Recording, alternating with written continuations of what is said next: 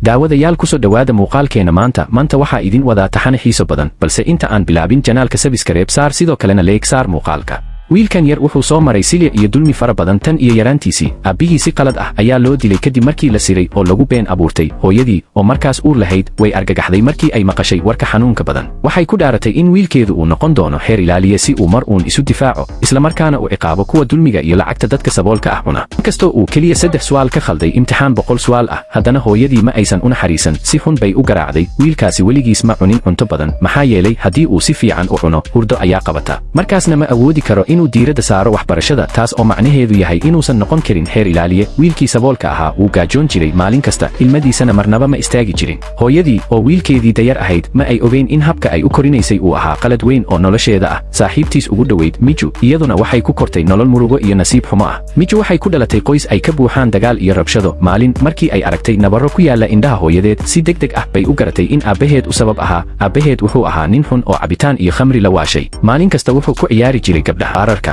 markii miju halkaas timid ma aysan qaylin ama ooyin si degan bay ugu dhowaatay aabbaheed waxayna ugu tiri si hoose haddii aadan rabin in maanta noqoto maalinta xusuusta geeridada guriga tag indhaheeda waxaa ka muuqday xikmad iyo geesinimo ka weyn dadeeda wakhtigu wuu gudbay wuxuuna keenay isbeddello naxdin leh oo nolosha labada carruur ee nasiib darrada ahaa kongho iyo miju waxay noqdeen arday dugsi sare ah maanta waa maalintii dhalashadooda isku maalin bay dhasheen taasi waa sababta ay weligood saaxiibo dhow u ahaayeen miju waxay diyaarisay cunto gaar ah oo ah kimbab si ay ugu hadiyadayso kongho laakiin markii kongho dhowr jeer cunay wuu xidhay sanduuqii wuxuuna diiday inuu sii cuno taasi waxay ka yaabisay miju kongho si dhab ah buu u sharaxay haddii aan cuno cunto badan hurdo ayaa i qabanaysa markaasna ma awoodi karo inaan diiradda saaro waxbarashada markaasna ma noqon karo xeer ilaaliye miju waxay maqashay hadalkaas waxayna dareentay inuusan macno samayn waxay kula talisay inuu doorto xirfad kale haddii uu noloshiisa sidaas u dhibsanayo laakiin kongho wuxuu hoos u dhigay madaxiisa maxaa yeelay himiladiisa ugu weyn nolosha waxay ahayd inuu noqdo xeer ilaaliye tan iyo yaraantiisii noloshiisa waxaa hagaysay hooyadii sidii GPS hadda haddii uu damiyo GPSkaas ma garanayo jidka uu mari doono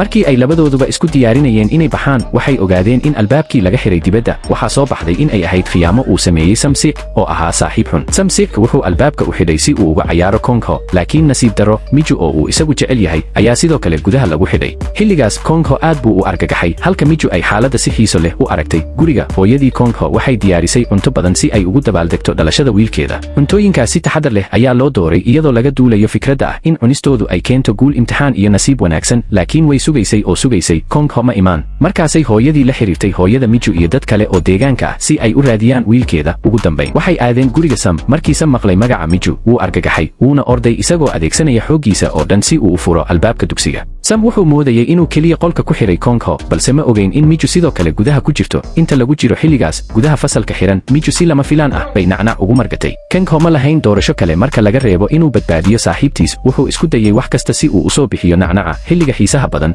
iyo dadkii tuulada ayaa soo furay albaabka hortooda waxaa ka muuqday muuqaallo aan si fudud erayo lagu cabiri karin kongho wuxuu ku jiray meel dareen leh oo ay la joogto miju qof walba wuu aamusay dhowr ilbiriqsi waxayna u muuqdeen kuwa yaaban qofna ma garanayn waxa ay labadaas ku samaynayeen qolkii xiran laakiin ka hor intaanay fursad u helin inay wax sharxaan hooyooyinkood ayaa si xoog ah guryahoodii ugu celiyey wakhti badan ma aysan qaadan nolosha kongho waxay gashay xilli aad u culus oo ah imtixaanka gelitaanka jaamacadda tani waxay ahayd tallaabadii ugu horraysay ee uu kaga bilaabi lahaa riyadiisa ah inuu noqdo xeer ilaaliye miju fursaddaas ma aysan lumin waxay timid si ay u dhiirigeliso kongho laakiin markii kongho ku socday hoolka imtixaanka miju waxaa si lama filaan ah ugu dhacay mooto miju way dhacday konghona wuu naxay wakhtigaas ma uusan haysan fursad uu ku fikiro si degdeg ah ayuu u qaaday miju wuxuuna u geeyey isbitaalka nasiib wanaag dhaawaceedu ma cuslayn laakiin markii ay toostay miju waxay dareentay xanuun iyo ciil sababtoo ah kongho wuxuu seegay imtixaankii ugu muhiimsanaa noloshiisa sababteed awgeed markii kongho gurigiisii ku noqday wuxuu si toos ah ula kulmay cadho daran oo hooyadii ka timid dumar dartood ayaad uga tagtay imtixaanka jaamacadda ayay ku qaydisay halkaas ayaa doodoodii ugu horraysay ka bilaabatay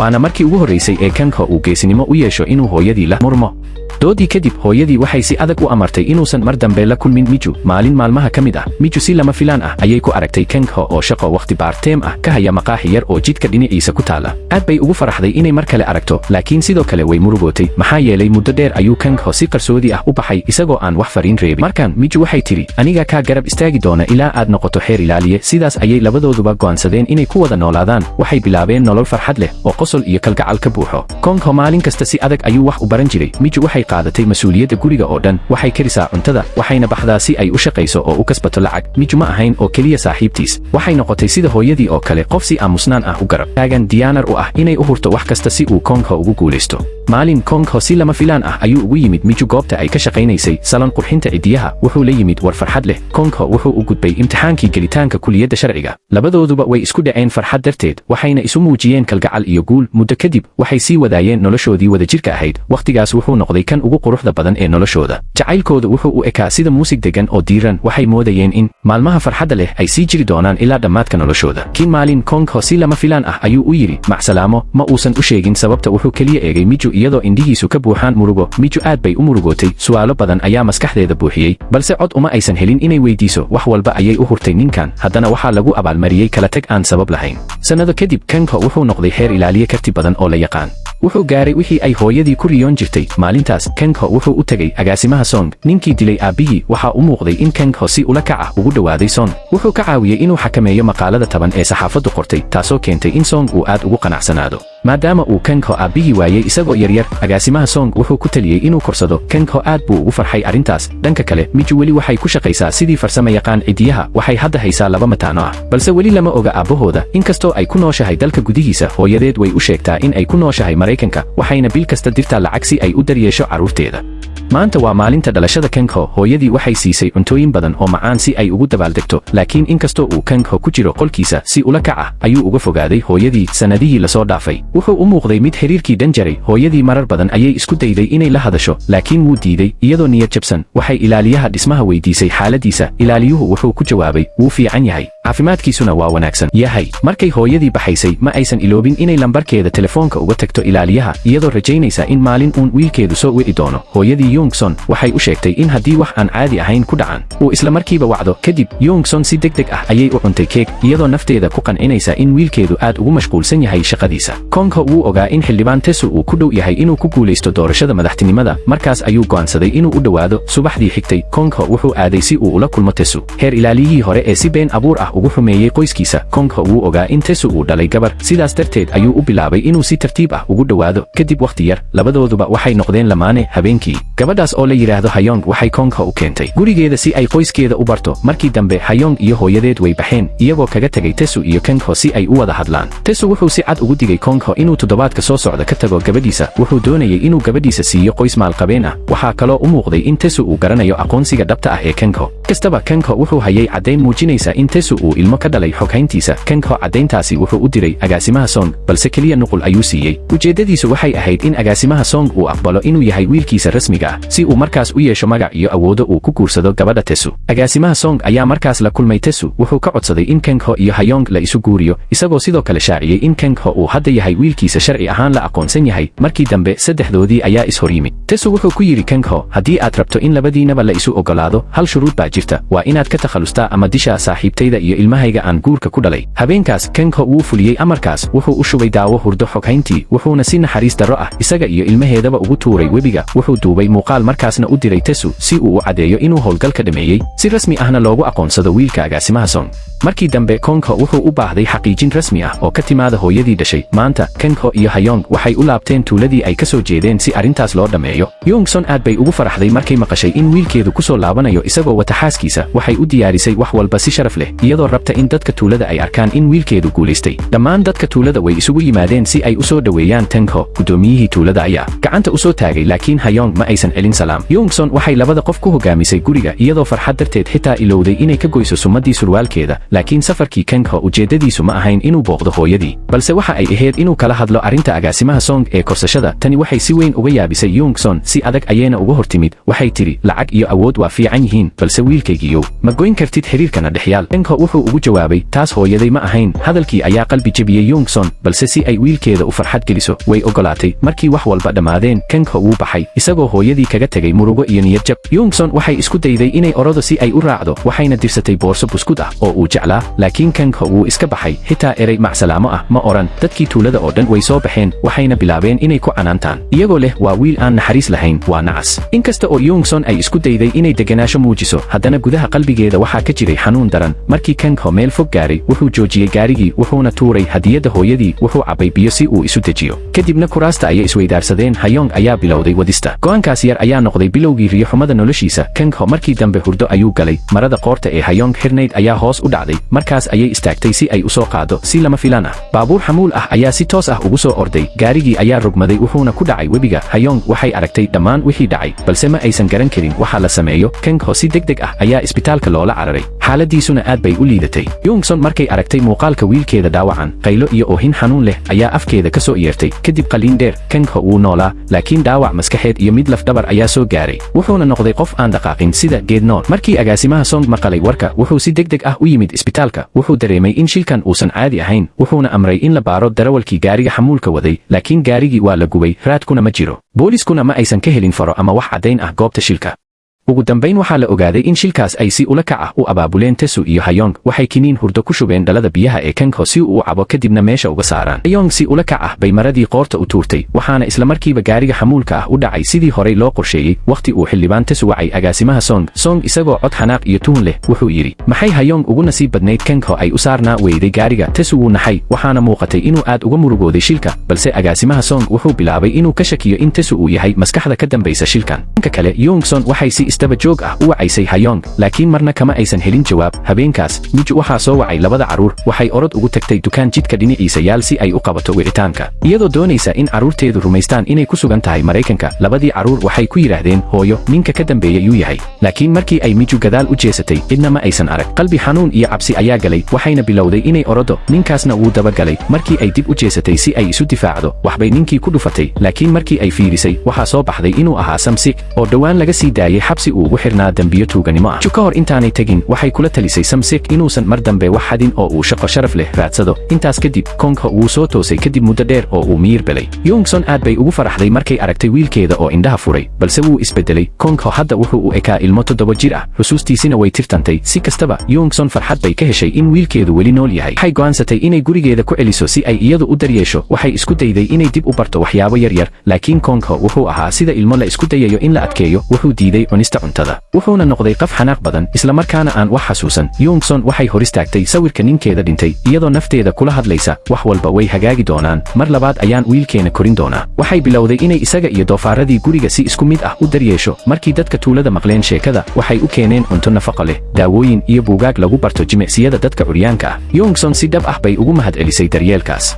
Maalmo badan ayaa la soo dhaafay, Kangho weli wax ma cunin. Youngson ma rabin inuu wiilkeedu si tartiib ah u dhinto gaajo darteed. Hal mar, Kangho ayaa yidhi, haddii aan si badan u cuno, hurdo ayaa igu dhacaysa oo ma awoodi doono inaan wax barto. Kuwaas waa isla ereyadii ay hooyadii ku oran jirtay markuu yaraa. Markaas ayay Youngson si dhab ah uga shalaysay sida adag ee ay hore ugu korisay wiilkeeda. Waxay tidhi iyadoo ilmaynaysa, cun, wiilkaygiyow, ha ka cabsan. Ma rabo inaad noloshayda ku dayato, waxaan rabaa inaad farxad ku noolaato. Youngson way oyday, waxayna wiilkeeda ka codsatay inuu cafiyo. Markaas ayuu Kangho cunay qaadooyinkiisii ugu horreeyey ee bariis ah, tan iyo markii uu dhaawacmay. Dhanka kale, ragga agaasimaha Song waxay heleen xog ku saabsan darawalkii gaadhiga xamuulka waday, balse ninkii horey ayuu u dhintay. Taas ayaa sii xoojisay tuhunkii Song ee ahaa in Tesu uu ahaa maskaxda ka dambaysa shilka. Habeenkaas, Youngson waxay keentay robodkii uu wiilkeedu jeclaa, waxayna dhigtay hortiisa. Markay telefoonka u baxday, Kangho wuxuu isku dayay inuu gacantiisa u fidiyo robodka. Markay Youngson soo laabatay, robodkii wuxuu yaalay bartamaha qolka, waxayna la yaabtay in wiilkeedu dhaqaaqay. Waxay isku dayday inay mar kale ka caawiso inuu dhaqaaqo, balse wuu ku fashilmay. Maalmo kadib, Youngson waxay go'aansatay inay joojiso quudinta afka ah. Waxay cuntada dhigtaa hortiisa si uu isagu gacantiisa ugu cuno. Waxay sidoo kale ka raadisay internetka siyaabo lagu soo celiyo dareenka gacmaha. Ugu dambayn, mucjiso ayaa dhacday. Kangho wuxuu gacmihiisa ku cunay qaadadii ugu horreysay ee bariis ah. Youngson farxad bay ku qaylisay, ilmana way ka daadatay. Markaas kadib, Kangho si tartiib ah ayuu u soo hagaagay. Wuxuu awood u yeeshay inuu kursi curyaan ku fadhiisto, laakiin maskaxdiisu weli waxay ahayd sida ilmo 7 jir ah. Saaxiibadiisii ugu dhowaa waxay noqdeen labada mataano ee Miju. Hal maalin, labada carruur ee firfircoon waxay ku riixeen Kangho meel hoos u sii jeeda. Markii uu guriga ku noqday, hooyadii way canaanatay. Dabayaaqadii, ayeeyada labada carruur ayaa timid oo carruurtii canaanatay, waxayna ku tiri, sidee baad ugu dhiirataan inaad riixdaan ninkaasi? Laakiin carruurtii waxay ku jawaabeen isku mar, isagu waa 7 jir, annagana waxaan nahay 7 jir. Runtii, Kangho mar walba wuxuu ismoodaa ilmo. Kadib dhacdadaas, Youngson waxay si tartiib ah ugu sheegtay, wiilkaygiyow, dadaada dhabta ahi waa 35 sano, laakiin jiro darteed, hadda waxaad tahay 7 jir. Waxay sii raacisay iyadoo qoslaysa, qof walba wuxuu jeclaan lahaa inuu carruurnimadiisii ku laabto, anigana waan jeclaan lahayn, laakiin adiga wiilkaygiiyow adigaa nasiib u yeeshay in aad u laabato. Tani waxay ahayd fursaddii uu Kong-ho ugu noolaan lahaa noloshiisa mar labaad. Young-son waxay ku dhiirigelisay wiilkeeda inuu ku noolaado farxad, inuusan quusan, sababtoo ah taas oo keliya ayaa ka dhigi karta hooyadii qof faraxsan. Dhanka kale, agaasimaha Song wuxuu u tagay Tesu isagoo wata cadeymo muujinaya in Tesu uu amray darawalka inuu geesto shilka. Tesu wuxuu horay ula tacaalay darawalkii si uu afka u xidho. Intaa waxaa dheer, agaasimaha Song wuxuu hayay cadeymo muujinaya in gabadha Tesu ay iibsatay dawo hurdo badan maalmo ka hor shilka. Halkaas Tesu wuxuu ugu dambayn u sheegay agaasimaha Song runta, sababta uu doonayay inuu Kang-ho u dilo waxay ahayd sababtoo ah wuxuu ogaa in Kang-ho uu yahay wiilkahay oo ku dhintay dabkii sanado badan ka hor. Tesu wuxuu sidoo kale uga digay agaasimaha Song in Kang-ho uu u muuqdo inuu ogaa cidda dishay aabihiis, sidaas darteed Kang-ho wuxuu u soo dhowaaday agaasimaha Song si uu uga aarguto. Laakiin agaasimaha Song hore ayuu u ogaa asalka Kang-ho wuxuuna ku yidhi waxba igama gelin waxa uu doonayo inuu iga sameeyo sababtoo ah anigana waxaan hayaa cadeymo muujinaya musuqmaasuqiisa. Agaasimaha Song wuxuu rabay oo keliya inuu adeegsado Kang-ho inta uu weli qiimo leeyahay. Dhanka kale, Young-son waxay aaday gurigii hore ee Kang-ho si ay alaabtiisa u soo gurto. Gurigaas waxay mar walba rabtay inay booqato, xitaa hal mar, laakiin wiilkeedu mar walba wuu ka cararayay markay timaado. Dhabarka sawir weyn oo gidaarka yaalay ayuu Kang-ho ku qariyay dukumiintiyo badan oo qarsoon, kuwaas oo Young-son aysan garanaynin macnahooda. Kay timid xafiiskii Kang-ho waxay ogaatay in wiilkeedu uusan ahayn garsoore daacad ah. Dad badan ayaa ku qayliyey, waxayna ku habaarayeen dacwadihii uu gacanta ku hayay markay dib ugu soo noqotay. Young-son waxay bilowday inay si qoto dheer u fikirto si lama filaan ah. Ayaa waddada dhex martay, taasoo ku qasabtay inay si degdeg ah u joojiso gaariga. Gaarigii ka dambeeyey ayaa ku dhacay. Ninkii gaariga waday wuxuu ka dalbaday in Young-son magdhow siiso sababtoo ah gaarigiisu wuxuu ahaa mid cusub, balse way diiday. Dood ayaa dhex martay. Markaas ayay Young-son aragtay baararka dahabka ah ee yaalay sanduuqii Kang-ho. Qalbigeeda waxaa galay shaki. Waxay bilowday inay rumaysato hadalladii dadka hore ugu sheegayeen in wiilkeedu uu wax musuqmaasuqay. Inkasta oo Kang-ho xusuustiisii lumiyey, haddana Young-son weli way canaanatay. Waxay tiri iyadoo murugo ku hadlaysa, doonayo inaad noqoto garsoore musuqmaasuq ah, waxaan rabay inaad noqoto mid u hiiliya dadka saboolka ah. Young-son way is-eedaysay iyadoo tiri waxaa u koriyey wiilka si qaldan. Inkastoo Kang-ho aanu fahmin waxa dhacay, haddana wuxuu dareemay xanuun iyo ciil uu ka qaaday ilmada hooyadii. Ugu dambayn, labadooduba way ilmaynayaan. Ka kale, Miju waxay maalmihii dambe ku jirtay walwal maadaama amaah bixiyaashii oo dhan ay yimaadeen salonkeedii cidiyaha. Ka hor intaas, walaasheedii ay isku dhow yihiin ayaa qaadatay lacag badan, taasoo Miju ku reebtay dayn weyn. Waxay qorshaynaysay inay salonka iibiso si ay daynta u bixiso, kadibna ay ku laabato tuulada si ay nolosheeda uga bilowdo meel hoose. Habeenkii, Kang-ho wuxuu qaaday kubaddii uu u celinayay labadii carruur ee uu saaxiibada la ahaa. Markuu hor istaagay albaabka, wuxuu ku dhawaaqay magacyadoodii. Daqiiqada kadib, albaabka waxaa furtay Miju lafteeda. Miju way argagaxday markay aragtay xaaladiisa, balse si degdeg ah ayay albaabka u xirtay. Ma aysan ilaawin maalintii uu Kang-ho si fudud uga tegay. Markii carruurtii albaabka fureen mar kale, Kang-ho ma joogin. Miju markay guriga ku laabatay, waxay maqashay hooyadeed oo u sheegaysa wax walba oo ku saabsan xaaladda Kang-ho. Markaas ayay Miju ku tiri carruurteeda, hala ciyaarina wiilkaas mar dambe. Waxay sidoo kale u sheegtay hooyadeed in hadda laga bilaabo ay halkan ku noolaan doonto oo aysan meel kale tegayn. Markii Kang-ho guriga ku noqday, wuxuu hooyadii u sheegay inuu la kulmay gabar qurux badan, laakiin isla markaas ayuu wadne xanuun ku dhacay, taasoo Young-son aad ugu yaabisay. Subaxdii xigtay, Kang-ho wuxuu u tegay gurigii carruurta si uu ugu waco, laakiin hooyadii ayaa u yeertay. Wuxuu ballan ku lahaa isbitaala. Ka hor intuusan bixin, wuxuu kubaddii ku tuuray gudaha albaabka hortiisa oo wuu laabtay. Markaas ayuu si lama filaan ah u arkay Miju iyo qoyskeeda isagoo ka soo fiirinayo meel fog. Wuxuu ku eegay si aamusan, iyadana way aragtay. Wuxuu bartay magaca ay leedahay ee Miju. Dhanka kale, Tesu wuxuu doonayay in gabadhiisu aysan sii murugoonin kadib shilkii Kang-ho, sidaas darteed wuxuu u sheegay in Kang-ho uu ula yimid niyad xun. Wuxuu ku daray in Kang-ho uu xitaa dayacay xaaskiisii iyo ilmihiisii si uu u dhowaado Hayong. Hayong way argagaxday markii ay aragtay sawiradaas, balse weli ma aysan rumaysan waxa aabaheed sheegay. Waxay u muuqatay wax aan macquul ahayn. Maanta Kang-ho wuxuu go'aansaday inuu yeesho xayawaan yar oo cusub, doofaar yar oo qurux badan. Wuxuu si ula kac ah ugu tegay guriga Miju. Halkaas ayuu kula kulmay labadii saaxiib ee yaryar. Wuxuu weydiiyey yaa tahay haweenayda guriga ku jirta, balse isla waqtigaas doofaarkii yar ayaa ka baxsaday. Markaas ayay saddexdooduba bilaabeen inay eryaan.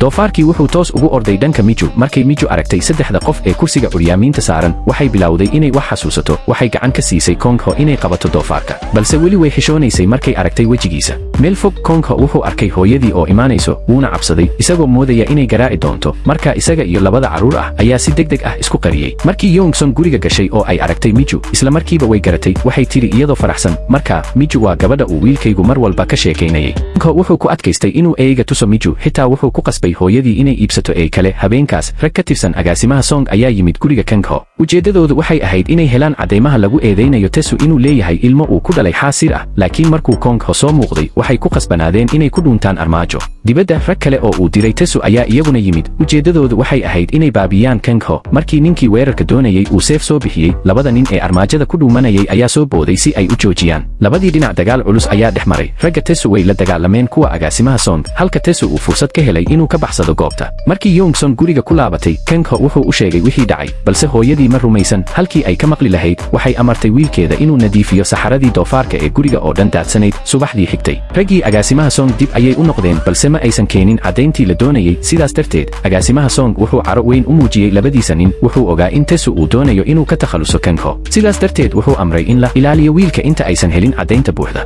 isla wakhtigaas, Kangho wuxuu arkay Miju oo jeebkeeda ka dhacday boorsada. markay baska sugaysay, wuxuu orday si uu u soo qaado, wuxuuna isku dayay inuu raaco, balse ma uusan qaban karin. sidaas darteed, wuxuu ku wareegay waddooyinka isaga oo raadinaya Miju si uu ugu celiyo boorsada. maalintaas, Miju waxay ahayd mid raadinaysa meel cusub oo ay ka furto salon cidiyo, balse kiradu aad bay u sarraysay meel walba. markay u baxday dukaanka si ay u iibsato sunta cayayaanka ee hooyadeed u baahan, waxay gacan siisay haweeney dhaawac ka soo gaaray cidiyihii. inta ay la hadlaysay, waxay maqashay dadka deegaanka oo leh in aagaas aan lagu lahayn salon cidiyo. Miju waxay tiri si niyad leh, runtii anigaa meel raadinayay. mulkiilaha dukaanka ayaa ku yidhi, halkan meel yar ayaa bannaan, haddii aad rabto waad ka shaqayn kartaa halkan, lacag kirona lagaama rabo.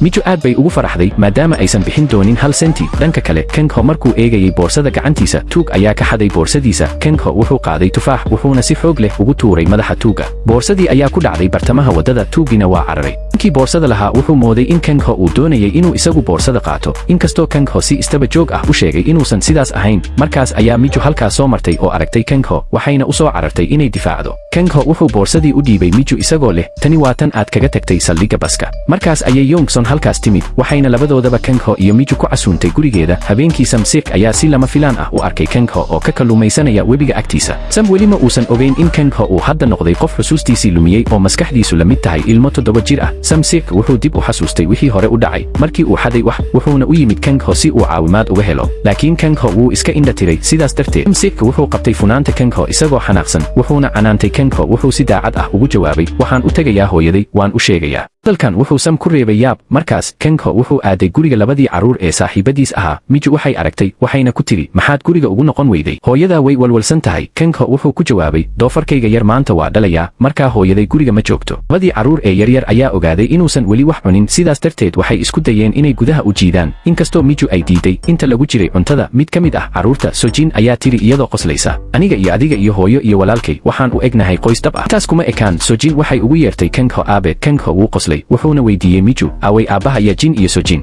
markaas ayuu maqlay in ninkaasi uusan ahayn qof caqli badan, taasoo si qarsoodi ah u taabatay qalbiga Miju. tani waxay keentay in Miju ay si yar u qososhay. si kastaba ha ahaatee, Miju waxay si cad ugu tiri Kangho inuusan mar dambe iman gurigan, sidoo kalena inuusan mar dambe la kulmin Sojin iyo Yejin. si guud, Kangho looma ogolaan inuu hortiisa ka soo muuqdo. arrintaasi aad bay uga yaabisay Kangho. wuxuu weydiiyey isagoo murugo leh, ma waxaan ahaan jiray qaf xun?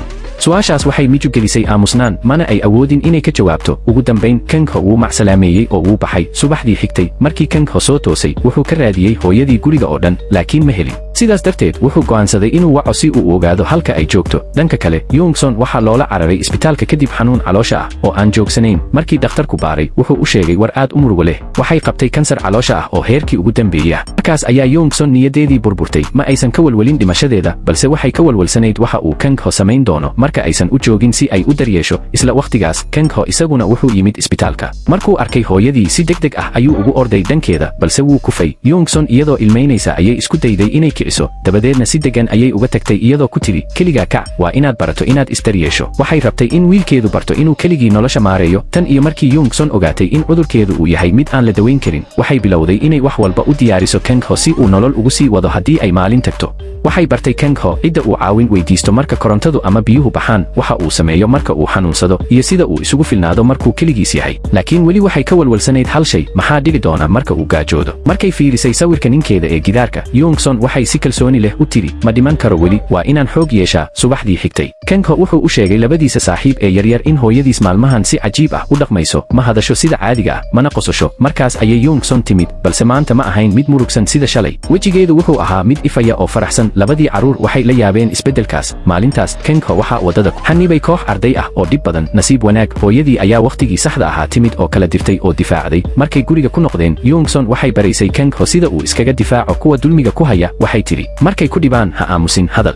inkasta oo Kang Ho uusan rabin inuu caaytamo haddana wuu raacay talada hooyadii. Youngson waxay siisay Kang Ho dukumentiyo muhiim ah sida waraaqaha guriga iyo buugga kaydka bangiga iyadoo ku tiri kuwaas cidna ha siin weliga. Maalmihii xigay Youngson waxay sii waday barista Kang Ho wax kasta laga bilaabo sida loo daryeelo doofaarka ilaa sida loo beero baradhada. Waxay rajaynaysay in marka ay tagto uu wiilkeedu iskiis u noolaan karo habeenkii. Markii Miju gurigeeda ku laabatay waxay aragtay wiilkeeda Sojin oo ooyaya. Markay weydiisay sababta wuxuu yidhi isagoo ilmeynaya markaan sawnada joogno dhammaan saaxiibaday waxay la joogaan aabbayaashood anigana aabbahay ma joogo. Hadalkiisa ayaa Miju qalbigeeda gilgilay. Maalin kale cudur ayaa ka dilaacay xero riyo ah oo tuulada ku taalay. Dowladda waxaa khasab ku noqotay inay dhammaan riyaha disho si cudurka loo joojiyo. In yar kadib xoolihii doofaarka ee Youngson sidoo kale waa la gubay sababtoo ah waxay ku dhowdahay goobta cudurku ka bilaabmay. Markay aragtay doofaaradeedii oo la kaxaynayo Youngson qalbigeedu wuu burburay. Waxay dareentay in adduunku dhan uu ka soo horjeedo. Subaxdii xigtay gudaha salonka Miju dadka deegaanka waxay ka sheekaynayeen qoyska Youngson iyo nasiibkooda xun. Mid ka mid ah macaamiisha ayaa tiri waxaan arkay Youngson aroortii hore iyadoo iibsanaysa sun cayayaan maxay damacsan tahay. Hadalkaas ayaa Miju cabsi geliyey iyadoo wadnaha foorara way ka tagtay shaqadii oo gurigeeda ayay orod ugu tagtay. Markay guriga timid Youngson waxay la aaday wiilkeeda qabriga ninkeeda. Waxay sidatay boorso sun ah. Waxay u muuqatay inay rabto inay istaaf siiso nolosheeda. Waxay furtay dhaladii sunta balse gacanta ayay ku joojin weyday.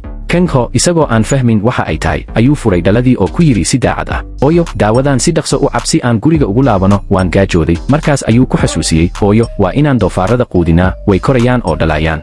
markaas waxaad dib u dhisi kartaa beerteenii sidii hore. Erayadiisa daacadda ah ayaa Youngson qalbigeeda jebiyey. Ilmada ayaa ka qubatay iyadoo si qoto dheer u garatay in noloshu weli u jirto sabab ay u sii noolaato. Markii Kang Ho hadlay Youngson keliya ayay si aamusan u fiirisay wiilkeeda. Indhaheedu waxay ahaayeen kuwa buux dhaafay. Isla waqtigaas Miju si degdeg ah ayay ugu oroday guriga Kang Ho. Waxay ku qaylisay magaciisa laakiin cidna kama jawaabin. Qalbigeedu wuu degdegayay cabsi badanna way qabtay. Waxay ka fikiraysay wax kasta. Markaas ayaa Youngson iyo Kang Ho guriga ku soo laabteen. Miju waxay aragtay bacda sunta ah ee Youngson isku dayaysay inay qariso. Waxayna si xoog leh u qabsatay iyadoo tiri waxaan dib ugu celiyaa beerta hooyaday. Kadib way baxday balse markay socotay waxay dib u jeesatay oo tiri iyadoo dhoola cadaynaysa Kang Ho beri imo waxaan idin wadayaa meesha qubayska ee caruurta. Kang Ho aad buu u farxay wuxuuna ballan la galay inay subaxda xigta kulmaan. Subaxdii dambe Miju iyo labadeeda caruur ah waxay u yimaadeen guriga Kang Ho. Samsik oo isna doonayay inuu raaco wuxuu ku biiray safarkooda. Markay tageen meel qubayska Kang Ho wuxuu si kalsooni leh u daryeelay Sojin sidii aabe dhab ah. Markii uu arkay Samsik isna wuu ku dayday inuu sidaas u sameeyo. Iyagoo qubaysanaya telefishanka ayaa muujiyey Teesu oo khudbad doorasho bixinaya. Markaas ayuu Kang Ho bilaabay inuu dib u xasuusto waxyaabo ku saabsan Teesu. Dibadda Miju way sugaysay halkaasna Youngson ayaa timid si ay u soo qaado Kang Ho. Ka hor intaysan bixin Sojin wuxuu yidhi isagoo qosolaya aabe Kang Ho aan mar kale isugu nimaadno usbuuca dambe qubayska. Dabcan Kang Ho wuu aqbalay dhammaantoodna si farxad leh ayay isku macsalaameeyeen. Markaas kadib Youngson waxay qaaday Kang Ho si ay ugu geyso xarunta daaweynta iyo soo kabashada. Laga bilaabo maalintaas halkaas ayuu joogi lahaa si dhakhaatiirtu u daryeelaan. Kang Ho si murugo leh ayuu weydiiyey hooyo ma ila joogaysaa halkan. King Youngson madaxeeda ayay ruxday iyadoo dhoola cadaynaysa si ay murugada u qariso. Waxay ku tiri si naxariis leh halkan joog waad bogsan doontaa maalin maalmaha ka mid ah. Markay lugahaagu xoog yeeshaan waan kuu imaanayaa waxaana kuu kaxayn doonaa guriga. Laakiin Kang Ho ma doonayn taas. Wuxuu rabay inuu la noolaado hooyadii keliya. Wuxuu baryay wuu ooyey laakiin Youngson way ku adkaysatay iyadoo murugo qarinaysa. Youngson way baxday waxaana wejigeeda ka muuqday geeri iyo go'aan adag. Markay guriga ku noqotay waxay qortay warqad ay u dirayso wiilkeeda si uu u akhriyo marka ay tagto dunida. Kadibna waxay fiirisay sawirka qoyska ee gidaarka saarnaa. Ka kale Kang Ho wuu baxsaday isagoo fadhiya kursiga curyaanka ayuu wadadii guriga u raacay isagoo daalan oo qoyan. Markay Youngson diyaar u ahayd inay nolosheeda soo afjarto ayay xadhigii cagta ku dhufatay. Laakiin isla markaas waxaa la maqlay codka Kang Ho ee barxadda guriga asigoo leh hooyo. Markii ay albaabka furtay waxay aragtay wiilkeeda oo daba socda kuna soo orday. Kang Ho isagoo aan ka fikirin ayuu u orday oo hooyadii si adag hab u siiyey. Xilligaas jacaylka hooyo wuxuu noqday mid mucjiso ah. Kang Ho si lama filaan ah ayuu u istaagay isagoo labadiisa lugood adeegsanaya. Wuxuu awood u yeeshay inuu hooyadii ka badbaadiyo geerida daqiiqadii ugu dambaysay. Youngson indhaheeda kama ay rumaysan. Ilmadu way qubatay waxayna tiri Kang Ho ma istaagtay hadda? Runtii ma istaagtay. Waxay si xoog leh hab u siisay wiilkeeda iyadoo ooyeysa. Waxay tiri mar kale isku day waan arkaa inaad awoodo. Laakiin Kang Ho wuu aamusay wuxuuna eegay xarigii uu hooyadii la soo jiiday. Wuxuu garwaaqsaday waxa ay damacsanayd. Markaas ayuu si tartiib ah u jeestay isagoo indhaha ka ilmeynaya. Ayuu ka tegay guriga roobkiina wuu daay. Youngson waxay ku qaylinaysay magaciisa codkeeduna wuu dilaacay. Markuu Kang Ho bannaanka u baxay wuxuu la kulmay Miju. Wuu jilba joogsaday ilmada ayaana ka daadatay. Miju waxay si naxariis leh u nadiifisay dhaawaca gacantiisa waxayna dhegaysatay sheekadiisa oo Kenho wuxuu yidhi isagoo murugo leh, hooyaday waxay i geysay meel qalaad, markaasay keligeed baxday, waxay tiri waxay aaday meel ka wanaagsan, Miju madaxeeda ayay ruxday, hooyadaa sidaas maaha. Haddii ay sidaas u dhaqantay, waa inay dib weyn la nooshahay. Rabto inay hadda sheegto, balse maalin maalmaha ka mid ah waad fahmi doontaa. Kenho ayaa weydiiyey sidee baad u ogtahay. Miju waxay tiri iyadoo si murugo leh u eegaysa, inaan sababta ogaado weli waa riyadayda, laakiin markaan arkay sida aad hadda tahay, waxaan ogahay inaanan weligay jawaabta helin. Markaas ayaa Youngson timid, iyadoo weli roobka ku jirta, oo si xoog leh u ku tiri. Kenho markay guriga ku noqdeen, waxay si qiiro leh uga codsatay cafis, iyadoo ku tiri waan ka xumahay wixii aan damacsanaa. Laakiin Kenho si qabow ayuu u weydiiyey, hooyo maxaad sidaas u samaysay? Youngson waxay tiri iyadoo isku dayaysa inay qosolka soo celiso, shaydu way xanuunaysaa, sidaas darteed isbitaalka waa inaan tagaa, laakiin ma rabo inaan kugu noqdo culays. Kenho ayaa markaas ku yidhi si niyad jabsan, markaas cudurkaygii ma culays buu kugu ahaa, sax miyaa? Youngson si degdeg ah ayay u diiday, maya sidaas ha u odhan, adigu waad fiican tahay hadda, waad istaagtay, waad bogsanaysaa maalin dhow, adiga ayaana i daryeeli doono. Kadib waxay ku tiri fadlan hooyo, mar kale isku day inaad istaagto, waan ogahay inaad awooddo. Wuxuu isku dayay dhowr jeer, laakiin ma istaagin. daawadayaal ku soo dhowaada muuqaalkeena maanta, balse inta aan bilaabin janaalka subscribe saar, sidoo kalena like saar muuqaalka. Markaas ayaa Youngson maskaxdeeda ku dhalatay fikrad geesinimo leh, waxay ku riixday roobka, waxayna geysay webi, waxayna ku riixday biyaha, inkasta oo uu ooyayey oo uu caawimaad dalbanayay, haddana waxay rabtay inuu isbadbaadiyo. Youngson waxay ku xasuusisay in qofna uusan weligiis caawin karin Kenho, sidaa darteed haddii uu nolol rabo, waa inuu mar kale istaagaa isaga oo keligiis ah sidii hore oo kale. Youngson si ula kac ah ayay Kenho uga fogaysay biyaha, laakiin haddana lugihiisa ma dhaqaaqi karayn. Markay guriga ku noqdeen, Youngson waxay sii waday inay daawato tilmaamaha TV-ga. Maalmaha xiga waxay mar kale Kenho ku riixday biyaha, kadibna waxay u geysay xarunta dib u hagaajinta si Kenho uu u helo cirbadaynta ay bixiso madaxda tuulada. Sidaas darteed Kenho aad buu u horumaray, wuxuu awood u yeeshay inuu socdo isagoo isticmaalaya ulaha taageerada, xitaa biyaha ayuu lugihiisa ku qaajin karay, taasoo Youngson aad uga farxisay. Tallaabooyinka ugu horreeya ee Kenho waxay ahaayeen sida carruurta, taasoo Youngson ku xasuusisay carruurnimadii Kenho. Dhanka kale, dadka tuulada waxay isla meel dhigeen sidii ay u caawin lahaayeen qoyska Youngson, maadaama xaaladooda ay ahayd mid naxdin leh. Waxay isla garteen in loo iibiyo kursi koronto cusub oo loogu talagalay Kenho, kaasoo adkaysi badan leh isla markaana fududaynaya dhaqaaqiisa. Miju waxay heshay wicitaan taleefan oo ka yimid carruurteeda. Labada carruur waxay u sheegeen in aabahood guriga yimid. Tani waxay Miju ka dhigtay mid aad u xiisaynaysa, sidaa darteed waxay raacday tagaasiga si guriga ay u aado gudaha. Hooyada Miju waxay daba socotay Kongnam iyada oo u malaynaysa inuu ka tegay gabadheeda, inkasta oo uu beeniyey. Haddana waxay soo bandhigtay sawir ay wadajir u qaateen si ay u caddayso, laakiin sawirkaas waxa uu ahaa khiyaamo ay samaysay Miju si ay qoyska u marin habaabiso. Wuxuu caddeeyey in Kongnam uu u yimid inuu ururiyo deymaha. Walaasheed Dow ayaa horay lacag ka amaahday, hadda Kongnam wuxuu Miju ku amray inay bishaas bixiso. Maalintaas dadka tuulada waxay diyaariyeen hadiyada loogu talagalay Kenho. Waxay isu yimaadeen ayagoo tiro badan guriga hortiisa si ay uga yaabiyaan qoyska Kenho. Waxay qariyeen kursiga korontada. Madaxda tuulada waxay sheegeen in qof kasta uu rabo inuu arko Kenho, maadaama ay muddo dheer arkin. Youngson markay taas maqashay, waxay isla markiiba guriga u gashay si ay Kenho ugu yeerto dibadda. Qof walba wuu diyaarsanaa inuu ka yaabiyo, laakiin Kenho wuxuu u soo baxay sida qof caadi ah. Muuqaalkani qof walba wuu ka yaabiyey, way ku farxeen Kenho. dadka ka dambeeyey Samsirk ayaa kursi koronto ku yimid si ay uga yaabiyaan, laakiin markay arkeen Kenho way naxeen oo dhulka ayay ku dhaceen. Kadib qof walba waxay isugu yimaadeen xaflad si ay ula dabaaldegaan Kenho gudaha guriga. Miju waxay weydiisay Youngson maalintii ka horeysay markii ay doonaysay inay nolosheeda istaafsiiso. Youngson waxay qabsatay gacanta Miju iyadoo tiri mar kale ma dhici doonto. kadib Miju waxay dareentay kalsooni badan. Habeenkii Youngson waxay heshay wicitaan ka yimid ilaaliyaha dhismaha guryaha hore ee Kenho. Subaxdii xigtay waxay tagtay halkaas. Ilaaliyuhu wuxuu u sheegay in Kenho mar uu yidhi haddii maalin uun aanan halkan joogin waxaad warqadan u diri doontaa hooyaday. Youngson waxay qabsatay warqad, ilmadeeda ayaana indhaha ka soo qulqulay. Warqadda Kenho wuxuu u diray erayo jacayl hooyadiis. Wuxuu sheegay inuu mar walba xasuusto cuntada ay hooyadiis weyn u karisay. Waxa kale oo uu xasuusanayay xusuusta farxadda leh ee ay wadaageen. Wuxuu ka raali noqday inuu marar badan ka fogaaday hooyadiis, uusan wicin ama booqan sida loogu baahan yahay. Wuxuu mar walba xasuustaa xilliyadii uu weli la joogay waalidkiis. Markay Youngson guriga ku noqotay, waxay dareentay wax yaab leh. Maxaa yeelay Kenho sidaas weligiis ugama hadlin. Waxay u muuqatay inuu wax walba og yahay oo dhici doona. Maanta Youngson iyo Kenho waxay u tageen inay sawir xusuus qaataan.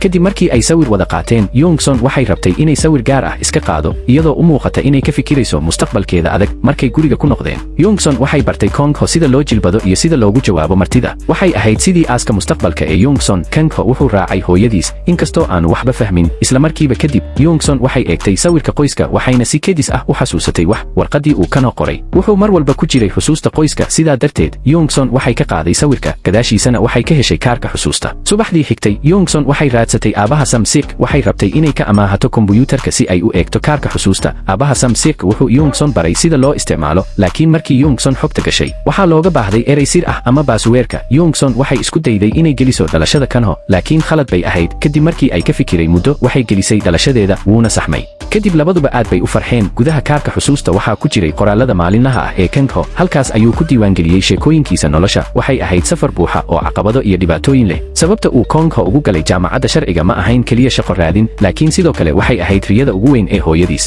maalintaas Kangho wuxuu kaligiis aaday maxkamadda wuxuu rabay inuu dib u eego faylka kiiska aabihiis laakiin maxkamaddu way diiday codsigiisa Kangho wuxuu u aaday saldhigga booliska wuxuuna ku baryay inay u ogolaadaan inuu arko diiwaanadii baarista ee sanadkaas laakiin mar kale way diideen sarkaal boolis ah ayaa u sheegay Kangho in markii uu noqdo xeer ilaaliye uu halkan imaan karo oo uu samayn karo wixii uu doono sidaas darteed Kangho ayaa laga saaray saldhigga booliska waqtigaas Kangho wuxuu ahaa arday sharciga markaa awood ma laha tan iyo markaas Kangho wuxuu fahmay hadallada hooyadiis waxay ku tiri inuu awoodo yeesho si aysan qofna ugu hoos daalin sidaas awgeed Kangho wuu ka shaqeeyey dadaal dheeraad ah kadib 5 sano oo jaamacad ah Kangho wuxuu ku qalin jabiyey darajo sare kadib Kangho wuxuu si farxad leh ula noolaa Niju si kastaba ha ahaatee si uu ugu dhawaado Tiu Kangho wuxuu ku qasbanaaday inuu ka tago Miju ma uusan rabin inay dhibaato gasho ama khatar ku jirto wuxuu ahaa mid caqli badan oo fahmaya sida uu Tiu u xun yahay markii Kangho noqday xeer ilaaliye hadda wuxuu xaq u lahaa inuu helo diiwaanadii sanadkaas kuwani waxay ahaayeen dokumentiyo la xiriira aabihiis geeridii aabaha Kangho waxay sidoo kale bilowday masiibada naxariis darrada ah ee isaga iyo hooyadiis kadib Kangho wuxuu la kulmay markhaatiyadii sanadkaas halkaas ayuu ka raali noqday qoyska Kangho maadaama uu maxkamadda ku been sheegay dabka aabaha Kangho qofkii ku qasbay inuu sidaas sameeyo waa agaasime Song kadib Kangho wuxuu u aaday saldhigga booliska isagoo wata aqoonsi cusub Kangho wuxuu codsaday in la siiyo dokumentiyada baarista geeridii aabihiis Kangho wuxuu indhihiisa ku arkay sawirada aabihiis diiwaanadaas dhexdiisa Kangho wuxuu u aaday booliska kiiska Kangho wuxuu rumaysnaa inaysan ahayn kiisas qofku isagu doortay inuu ka tago nolosha sababtoo ah calaamadaha dhuubashada qoorta ma muujin wax la qabsasho ama dagaal Kangho wuxuu aaminsanaa in qof uu dilay aabihiis oo uu goob been abuuray laakiin boolisku si degdeg ah ayay u diideen sababta Kangho wuxuu booliska weydiiyey sababta uu si kedis ah wax ugu dhaceen waqtigaas kadib Kangho wuu tagay si uu director Song ugu dhawaado Kangho wuxuu ka caawiyey adeerkiis in laga xoreeyo kiiska dilka halkaas ayuu Kangho ka helay kalsoonida director Song ujeedada Kangho waxay ahayd inuu ururiyo cadeymaha dambiyada director Song kiiska xoghayaha waa goob been abuur ah oo uu Kangho abuuray si uu u helo macluumaadka dambiyada Tesu Kangho wuxuu ballan qaaday inuu ka caawin doono xoghayaha inay ka baxsato Kuuriyada Kangho wuxuu xoghayaha iyo ilmaheeda u geeyey xeebta si ay xadka u gudbaan wuxuu horay u diyaariyey lacag iyo baasaboorka been abuur ah kadib Kangho wuxuu u kaxeeyey meel kale Kangho wuxuu riixay baabuurka wuxuuna duubay muuqaal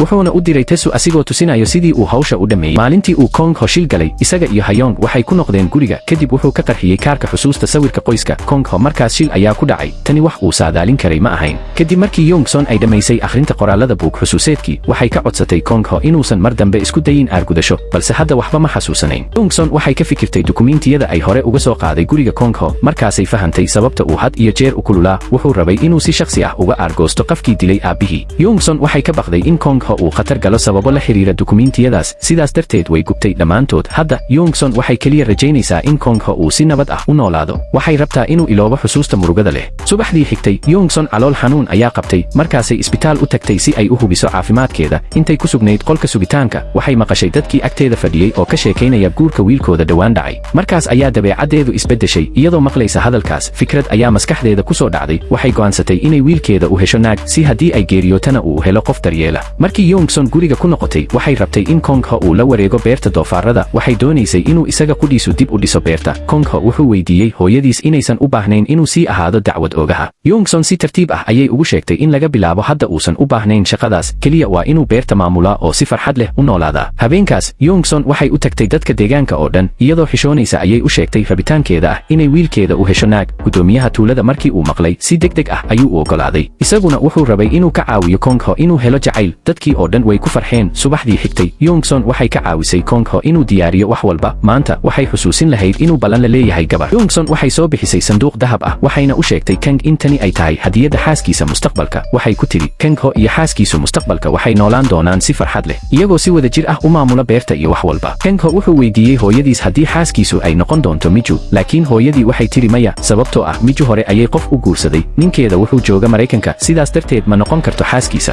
Kangho wuu murugooday markaas kadib dhowr daqiiqo kadib derisyadii ayaa u yimid inay ka caawiyaan waxay u diyaariyeen timo xir wejiga iyo dharka wuxuu xirtay taygii uu Miju hore ugu hadiyeysay Kangho markii uu bannaanka u soo baxay qof walba walba wuu ammaanay. Wuxuu weli u ekaa sida uu ahaa markii uu dacwad oogaha ahaa, qof qurux badan oo soo jiidasho leh. Kulankii la isku barayay waxaa goobjoog ka ahaa gudoomiyaha tuulada iyo dadka kale oo badan. Qof walba wuxuu ammaanay Kang Ho iyagoo leh waa ninka ugu qiimaha badan tuulada. Gabadhii guursata waxay la mid tahay qof ku guulaystay bakhtiyaa nasiib. Youngson way xishootay markay hadalkaas maqashay. Gudoomiyuhuna wuu la mid ahaa, wuxuu soo bandhigay shahaadooyin badan oo abaalmarin ah oo Kang Ho uu helay tan iyo yaraantiisii. Laakiin Kang Ho wuxuu weli u dhaqmayay sidii ilmo yar, taas oo hooyadiis wareer gelisay. Dabeecaddiisuna waxay ka dhigtay gabadhii uu la kulmay shaki. Dhowr gabdhood ayaa la kulmay Kang Ho, balse midkoodna ma aqbalin wiil u dhaqmaya sidii ilmo. Sidaas darteed hal maalin gudaheed gudoomiyaha tuuladu wuxuu soo bandhigay 10 gabdhood si uu u baro Kang Ho, laakiin dhammaantood way diideen. Markaas ayuu Kang Ho hooyadiis u sheegay inuu doonayo inuu dukaanka tago si uu sunta cayayaanka u iibsado. Youngson si fiican ayay u fahantay. Kang Ho wuxuu rabay inuu halkaas tago si uu u arko Miju. Markay hooyadii jeesatay, Kang Ho waa cararay. Markaas Miju waxay caawinaysay nin waayeel ah inuu u hagaajiyo cidiyihiisa. Ninkaasna wuxuu ku yidhi hadallo aflagaado ah. Markaas ayuu bilaabay inuu si xun ula dhaqmo, taas oo Miju aad uga cadhooday. Si degdeg ah ayay u eryatay ninkii, laakiin markay bannaanka u baxeen dagaal ayaa ka dhacay. Markaas ayuu Kang Ho orday si uu u kala dhex galo. Miju weli way caraysanayd waxayna rabtay inay dagaalka sii wadato, laakiin Kang Ho ayaa istaajiyey. Daqiiqad kadib mooto ayaa si degdeg ah ugu soo oroday dhanka Miju. Si lama filaan ah, Kang Ho wuxuu xusuustay wixii hore u dhacay. Wuxuu si dhaqso ah u jiiday Miju, labadooduna waxay ku dhaceen wadada. Markii Miju aragtay madaxii Kang Ho oo dhiig ka socdo, aad bay uga walaacday. Isla markaas Kang Ho wuxuu si buuxda u xusuustay wixii hore. Wuxuu dhunkaday Miju, iyaduna dhunkashadaas ayay ugu jawaabtay. Youngson oo meel fog ka arkaysay wax walba si aamusnaan ah ayay uga tagtay. Habeenkii Miju waxay fadhiday iyadoo ka fikiraysa dhunkashadii.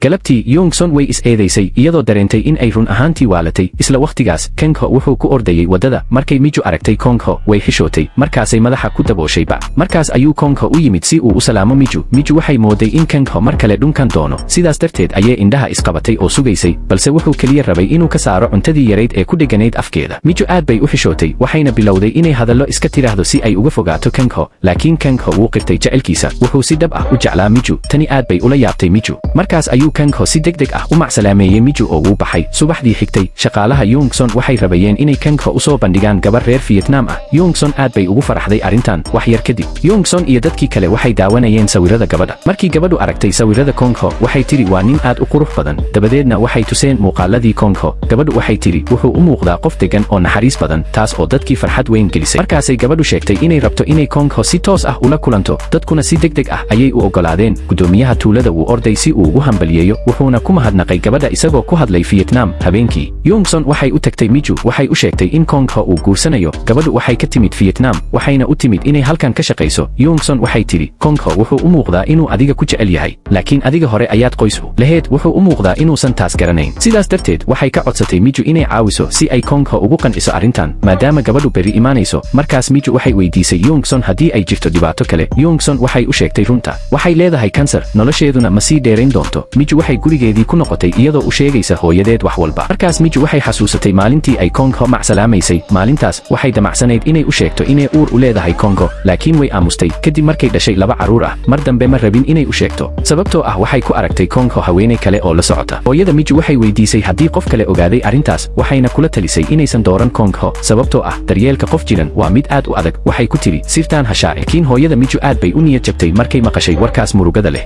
Kang Ho waxay rabtay inay u sheegto runta in uu yahay aabahood. Dhanka kale, Youngson waxay soo toosisay Kang Ho maadaama uu ballan la lahaa gabadhaas Vietnamta ah maanta, laakiin Kang Ho ma doonayn inuu tago, sababtoo ah qalbigiisa wuxuu jeclaa Miju oo keliya. Isla markiiba Youngson madax xanuun ayaa ku dhacay, wayna suuxday. Kang Ho wuu argagaxay, isagoo aan garanayn waxa dhacay. Miju bannaanka ayay taagnayd iyadoo albaabka garaacaysa, balse cidna kama jawaabin. Isla waqtigaas, gabadhii kale ayaa timid, waxayna sheegtay inay u timid inay la kulanto qoyska Kang Ho. Markaas ayuu Kang Ho si degdeg ah bannaanka u orday oo sheegay xaaladda hooyadiis. Dadkii oo dhan way u carareen gudaha. Gabadhaas Vietnamka ahi waxay hore ugu shaqayn jirtay daryeelka bukaanada naafo ah, sidaas darteed waxay taqaanay gargaar degdeg ah. Miju waxay wacday ambalaaska, waxayna carruurteedii ku tiri guriga ku laabta. Dabadeedna iyada qudheeda ayaa baabuurkii Youngson wadatay si ay hooyada isbitaalka u geyso, sababtoo ah ambalaasku wuu soo daahayay. Markay jidka marayeen, Miju aad bay u degdegtay. Booliiskuna waxay u afuuyeen si ay u istaajiso. Kang Ho wuxuu isku dayay inuu booliiska u sharaxo xaaladda. Markaas 2 askari ayaa hore u socday si ay jidka u furaan. Markii Youngson si nabad ah loo geeyay isbitaalka, dhakhaatiirtu waxay ugu yeereen yeereen Kangho si ay ugu sheegaan xaaladda hooyadiis. Miju way oroday si ay iyaduna u maqasho warbixinta maadaama Kangho mararka qaar fahamkiisu adag yahay. Laakiin Kangho ayaa istaajiyey wuxuu rabay inuu isagu maqlo wax walba maadaama uu yahay mas'uulka hooyadiis. Markii Kangho maqalay xaaladda hooyadiis, irka ayaa u dumay. Wuu orday isagoo ku qaylinaya hooyadii, hooyo, kac fadlan,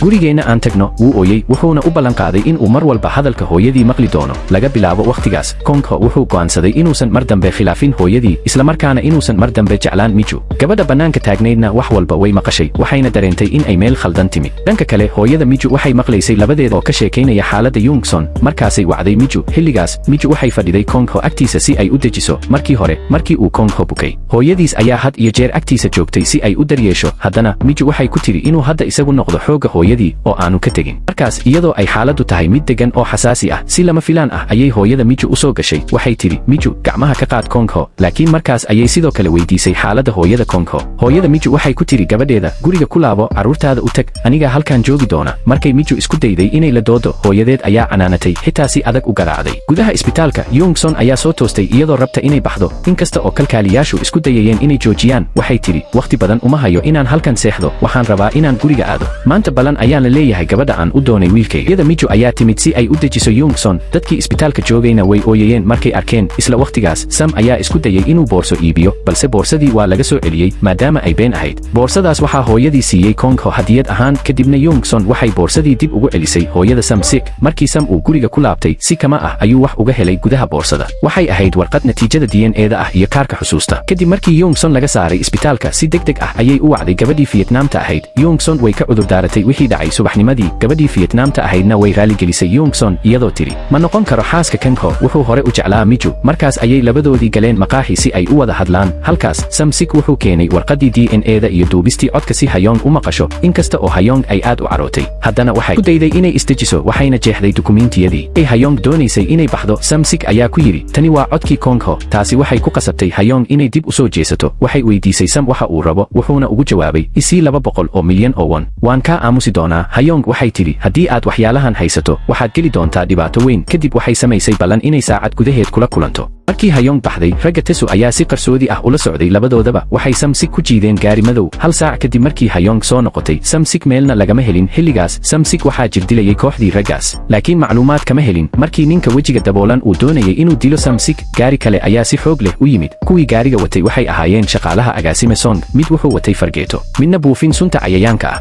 Dagaal culus ayaa dhex maray labada dhinac. Ninka hogaamiyaha ahaa wuxuu qaaday kombiyuutarkii duubista ku jiray oo uu cararay. Sam Sikna waa la badbaadiyey, hase yeeshee si qarsoodi ah ayuu u fakaday. Markii Tesu maqalay duubistii, si caro leh ayuu kombiyuutarkii u tuuray. Wuxuu u maleeyey in Sam Sik uu u shaqaynayay agaasime Song. Kadib Tesu wuxuu u tegay gabadhiisa Hayong. Halkaas, Hayong waxay weydiisay aabaheed arrin ku saabsan haweenaydii iyo cunugii uu dilay. Tesu wuxuu ku jawaabay in Kangho uu ahaa kan falkaas sameeyey, balse Hayong waxay ku adkaysatay in Tesu uu amray Kangho. Hayong waxay u aragtay aabaheed qof cabsi badan, qof diyaar u ah inuu tirtiro cid kasta oo caqabad ku noqota, xitaa haddii uu yahay Kangho laftiisa. Laakiin Tesu wuu diiday, wuxuuna yidhi, adiga ayaa biyaha siiyey Kangho. Hayongna waxay qiratay in ay runtii rabtay inay la xisaabtanto Kangho, sababtoo ah waxay ogaatay inuu adeegsaday si uu hoos ugu dhigo aabaheed. Wax walba waxay ahaayeen go'aamadeeda ee ma ahayn kuwii aabaheed. Tesu wuxuu isku dayay inuu dejiyo gabadhiisa, wuxuuna ku yidhi, wax walba waa la soo dhaafay, caddayntuna gacantayda ayay ku jirtaa. Sidaa darteed, haddii aad aamusto, wax dhib ah ma dhigi doono. Maalmo kadib, arooskii Hayong ayaa la qabtay. Agaasime Song isna wuu ka soo qayb galay. Inkasta oo Tesu uusan rabin inuu soo dhaweeyo, agaasime Song wuxuu bilaabay inuu hadallo kicinaya yiraahdo. Wuxuu weydiiyey Tesu haddii uu ku qanacsan yahay wiilkiisa cusub ee sodoga ah. Kadibna wuxuu xusay jilkii Kangho. Inkasta oo Tesu uu aad u cadhooday, haddana wuxuu ku qasbanaa inuu aamuso. Markii xafladii arooska bilaabatay, Tesu wuxuu soo baxay keligiis, gabadhiisina dhinaciisa ma joogin.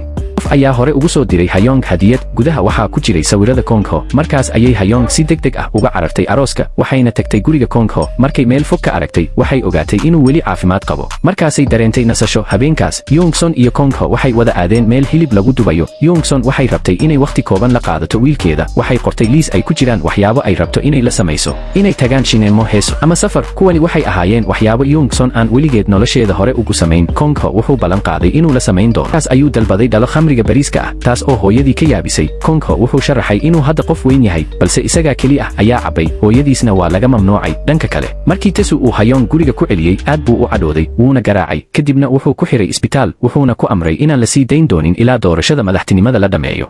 habeenkaas Kongho wuxuu doonayay inuu hooyadii la seexdo labadooduba waxay yeesheen daqiiqado daacadnimo iyo kalgacal ah Youngson waxay tiri wiilkaygiiyow ma ii heesi kartaa laakiin Kongho wuxuu sheegay inuusan hees wanaagsan aqoon si kastaba ha ahaatee hooyadiis way ku adkaysatay markaas ayuu isku dayay inuu u heeso inkasta oo codkiisu liitay dhanka kale Miju iyaduna isla heestaas ayay u heesaysay labadeeda caruur laakiin gabadheedu waxay tiri hooyo heestan aadka u murugada badan waa maxay habeenkii dhexe Youngson waxaa soo wacay telefoon dadkii tuulada waxay u sheegeen in dab ka kacay beertooda doofaarada si degdeg ah ayay u soo kicisay Kongho labadooduna waxay u carareen beerta dabka aad buu u weynaa wuxuuna u ekaa shilkii hore ee dhacay Youngson waxay isku dayday inay xayawaanada ka soo saarto goobta laakiin Kongho ayaa istaajiyey dabka ayaa sii xoogaystay waxayna bilaabeen inay argagaxaan Kongho wuxuu isku dayay inuu hooyadiis ka saaro laakiin albaabkii bannaanka wuu xirmay markaas ayuu Kongho daaqadii jebiyey wuxuuna markiiba hore uga saaray hooyadiis isla markiiba qarax weyn ayaa dhacay taas oo Kongho dhulka ku riday markaas ayaa xusuusihiisii hore oo dhan maskaxdiisa ku soo laabatay wuxuu maqlay codkii aabihiis oo ku leh Kongho xilligii uu caloosha hooyadii ku jiray sawirro hore oo ku saabsan shilkii Hayong ayaa si istaba joog ah maskaxdiisa uga muuqday waxay ahayd sida in uu dib u helay xusuustiisii oo dhan ka hor intii aanu dabku ka dhicin beerta Kongho Tesu wuxuu la kulmay agaasime Song Tesu wuxuu ka hadlay maqnaanshaha xoghayihiisu Hyan boolisku waxay heleen meydkeedii iyo ilmaheedii dii arrintaas la shaaciyo labadooda Tesu iyo agaasime Song waxay geli lahaayeen dhibaato weyn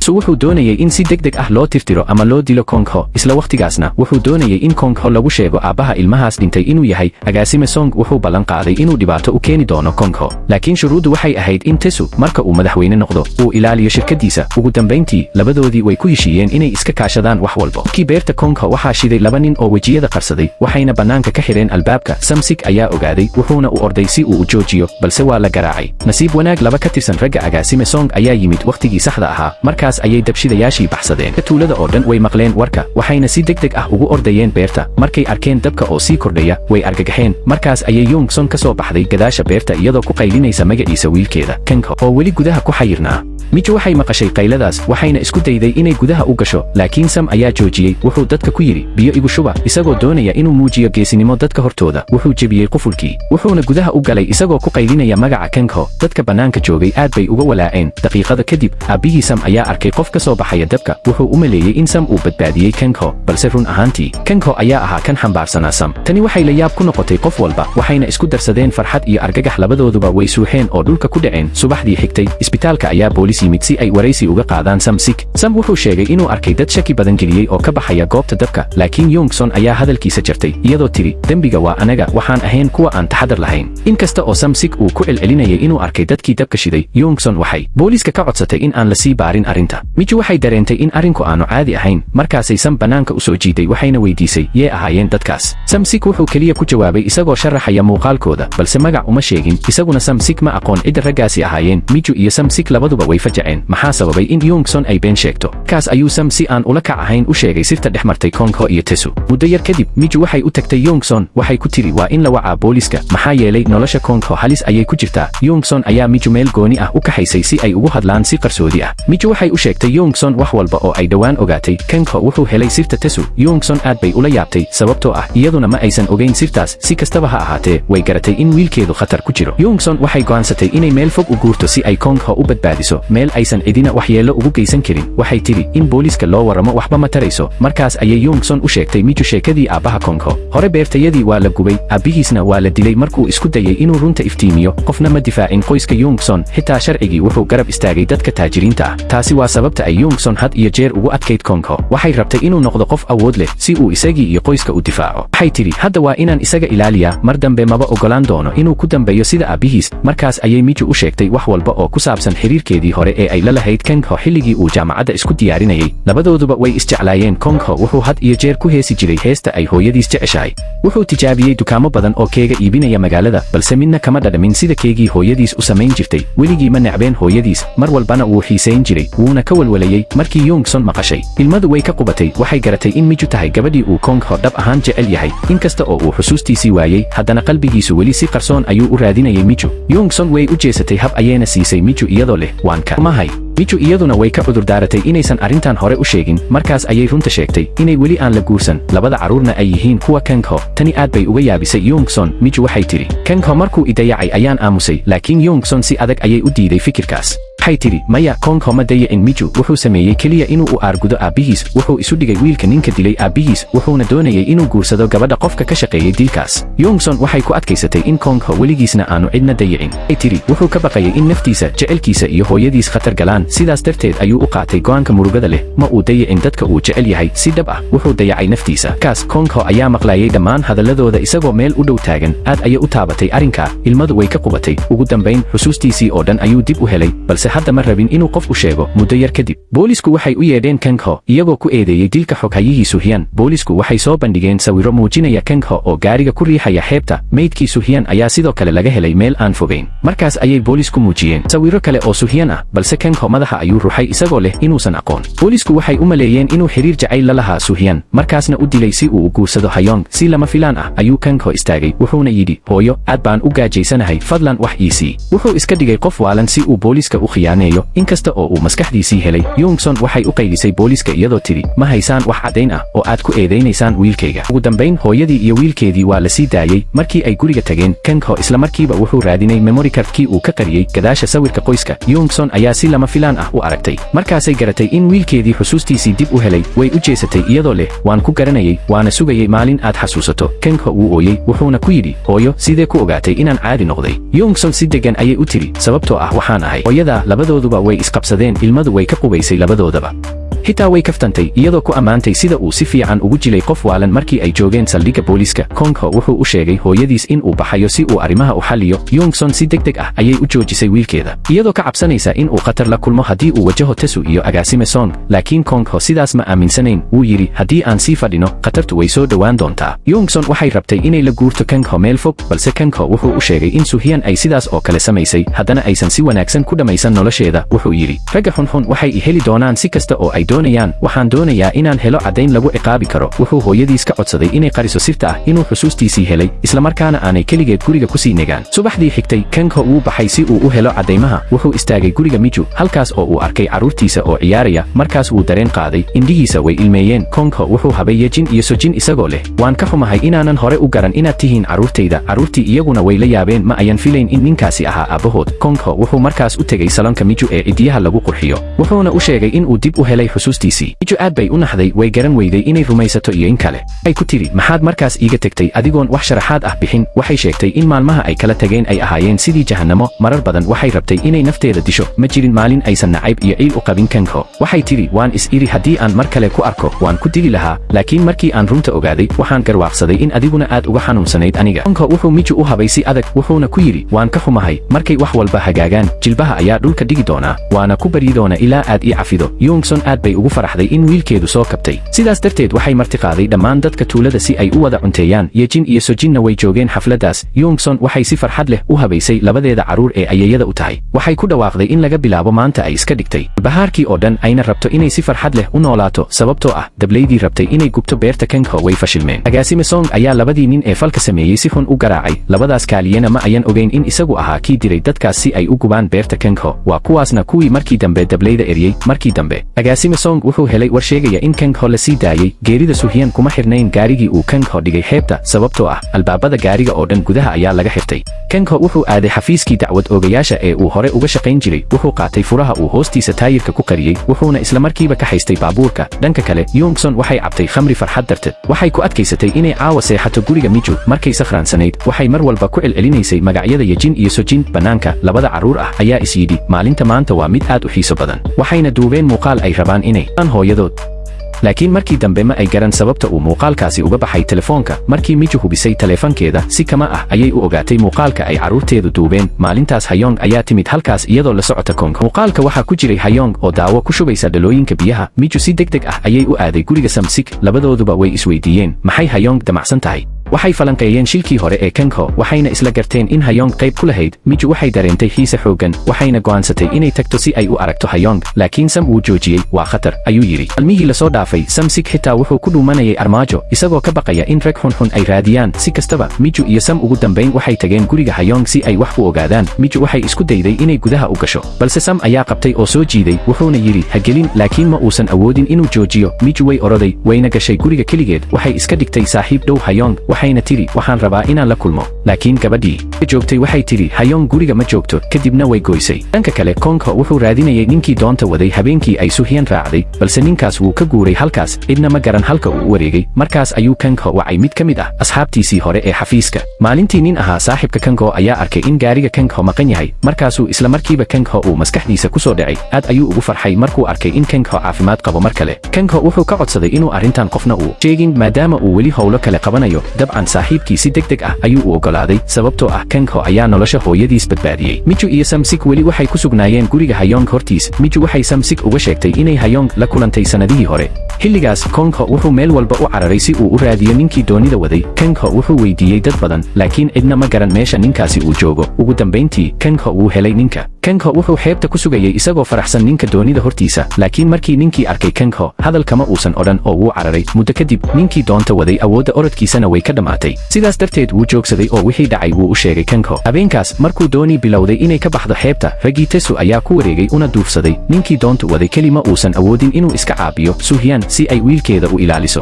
intii ay nolosheeda ku weyn lahayd gurigeedii waxay ka dooratay inay halkaas ku dhimato sababtoo ah ninkii doonta waday wuxuu ka baqayay in ragga Tesu ay daba socdaan wuxuuna ku noolaa godoon isagoo markasta jihadiisa bedelaya xilligan booliskuna mar kale waxay tageen guriga Kongho si ay uga qaataan qoraal inkastoo Yongson isku dayday inay ka hor joogsato markii boolisku gudaha soo galeen waxay arkeen Kongho oo dharkii ku qarinaya cabsi darteed wuu qaylinayay oo sida qaf waalan u ooyayay markay arkeen taa boolisku ma rabin inay xiraan laakiin waxaasi ma ahayn Kongho runta ah waxay ahayd kaaliyihii Yongson oo labiska iska bedelay si uu u khiyaaneeyo mihii la soo dhaafay marka Kongho guriga joogi waayay Yongson mar walba waxay booqan jirtay guryaha dadka tuulada si ay waqti ugu qaadato xataa waxay ku seexan jirtay guriga deriska Yongson waxay isku dayday inay ciyaarto kaar inkastoo aysan weligeed horay u ciyaarin hooyadii Samsik si kama ah ayay u xustay geerida taas oo ka caraysiisay hooyada Miju waxayna labadoodu galeen muran hooyadii Samsik ayaa cadhootay oo baxday hooyada Miju ayaa dib u baxday si ay u sharaxdo xilligan Yongson waxay neef weyn ku jabisay waxay ahayd mid cudur qaba iskana fogaan karayn daawo markay warkaas maqleen waalidkii Samsik aad bay ula yaabeen oo ma aqoon sida ay u aqbali lahaayeen xaqiiqda xanuunka badan hooyada Samsik ayaa ooyeysay waxayna orday si ay Yongson u gacan qaado dhammaan dadka tuulada dambe waxay ogaadeen waxaana ay si wada jir ah uga naxeen xaaladda Yongson agaasime Song sidoo kale wuu ogaaday in Tesu yahay qofkii dilay Hansu agaasime Song ka baqay in helitaanka ilmaha ama soo noqoshada xusuusta Kongho ay waxyeello ku yeelan karto qorshayaasha sidaas darteed agaasime Song wuxuu amar ku bixiyey in Kongho la dilo ka hor inta wax walba la iftiimin waxay xasuusisay Hayong sida aabaheed Tesu uu ahaa qof diyaar u ah inuu baabi'iyo cid kasta oo jidkiisa istaagta xataa haddii uu yahay wiilkiisa laftiis runtii Tesu hore ayuu u sameeyey falal noocaas ah wuxuu xataa damacsanaa inuu ka takhaluso caruur iyo Suhyan Miju waxay soo bandhigtay dhammaan xumaanta Tesu iyo sida Tesu uu wado qorshayaal uu Kongho kaga saarayo dariiqa Tesuna qayb ka ahaa dilka Hai iyo dabkii dhawaan ka kacay qoyska markii ay arrintaas maqashay Hayong way ogolaatay inay la shaqayso Miju labadooduba waxay abuureen qorshe yaab leh oo ay ku marin habaabinayaan ilaalada banaanka Sam wuxuu sugayay iyaga sidan ayay saddexdoodu si dhaqso ah uga baxsadeen meesha inkasta oo ilaalada ay ogaatay ka bixitaankooda haddana ma aysan qaban karin el dambe Kongho ayaa meesha soo gaaray markaasna si nabad ah ayuu qof walba ugu qaaday gaadiidkii Samsik si kalsooni leh ayuu u sheegay inuu astaystay lambarka gaariga si ragga xun aysan u garan haddana gaariga laftiisu waxaa ku dhiganaa macluumaad ku saabsan maqaayadda Samsik ee qaxwada taasoo keentay in xogtaasi dadka qaar u horseedo raadintooda dhan waxay raadinayeen meel ammaan ah oo ay ku dhuuntaan maadaama aanay weli booliska u sheegin wax walba Kongho wuxuu doonayay inuu ururiyo caddayn muuqata muddo gaaban kadib Sam wuxuu soo jeediyey fikrad macquul ah wuxuu dadka u horseeday guriga dayn hayaha markii Sam uu dadka kale gudaha u keenay ninkii deymaha hayay aad ayuu u farxay wuxuu u maleeyay in Sam uu yimid si uu deynta u bixiyo laakiin Kongho ayaa markiiba isbaray isagoo sheegay inuu ka shaqeeyo xafiiska heer ilaaliyaha guud ee magaalada markii ninkii deymaha maqalay wejigiisu si degdeg ah ayuu isu bedelay cabsi iyo welwel ayaa ka muuqday Kongho wuxuu bilaabay inuu xuso dembiyada ururka uu ninkan maamulo iibsashada iyo iibinta doonyaha dekeda lagu xiro doonyo sharci darro ah oo la soo dejiyo iyo kasino iyo qarsoon oo aan ruqsad lahayn intaa waxaa dheer ninkuma siin jirin shaqaalihiisa mushaar wuxuuna si joogto ah ugu hanjabi jiray oo u garaaci jiray shaqaalaha ereyadaas ayaa si weyn u naxdin geliyey ninkii deymaha hayay kadib Kongho wuxuu sheegay inuu rabo in baarayaashiisa ay halkaas ku sii nagaadaan dhowr maalmood si ay u sii wadaan baaritaanka kii deymaha hayay wuu ka shakiyey laakiin cabsi darteed si degdeg ah ayuu u ogolaaday isla markiiba isagoo argagaxsan wuxuu amray raggiisa inay gubaan dhammaan buugaagtii shakiga leh ee gudaha yaalay dhanka kale Kongho iyo Hayong way fariisteen oo si degan u wada hadleen Kongho wuu u cudurdaaray isagoo sheegay inuu gef ku sameeyey oo uu qof aan dembi lahayn arrintan ku jiiday Hayong waxay weydiisay mar walba ma i jeclayd dhab ahaantii Kongho wuxuu si daacad ah u jawaabay maya qof kale ayaan qalbigayga siiyey Hayong waxay garatay in qofkaas ay tahay Miju. Banaanka Miju oo arrintan maqashay ayaa calool xumo gashay. Kadib Kang Ho wuxuu dadka u sheegay inuu keligii baxayo. Wuxuu doonayay inuu helo cadeymo lagu eedeeyo agaasimaha Song.